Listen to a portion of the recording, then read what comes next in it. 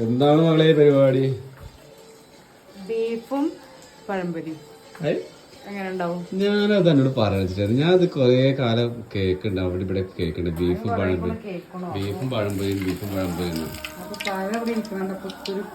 ആ ബീഫും ഒന്നും ഉണ്ടല്ലോ അവിടെ അല്ലേ? ഉണ്ടാക്കിയിട്ട് നമുക്ക് അതിന്റെ റിസൾട്ട് പറഞ്ഞു.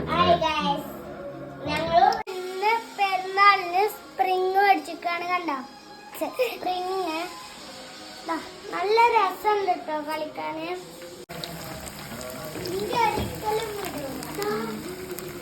ബീഫ് എടുത്തിന്റെ പഴംപൊരി ചൂടെടുക്കണം കേട്ടോ. പഴംപൊരി എടുക്കാന് വെള്ളമല്ലേ?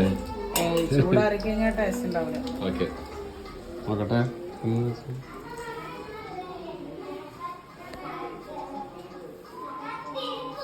പഴംപൊരി ബീഫ് തിന്നു പിന്നെ മതിയല്ലേ? അതെ ഓക്കെ. അപ്പൊ ഇത് കഴിച്ചില്ലാത്ത ആൾക്കാർ ഇത് ട്രൈ നോക്കട്ടെ, രസം ഉണ്ടെന്നാണ് പറയണേ. അതെ ഓക്കെ ഓക്കെ. പക്ഷെ ഒരു കഷ്ണം ബീഫ് എടുക്കാം, എന്നിട്ട് ഈ പഴംപൊരി പൊട്ടിച്ചേക്കാനും വെച്ചിട്ടാണ്.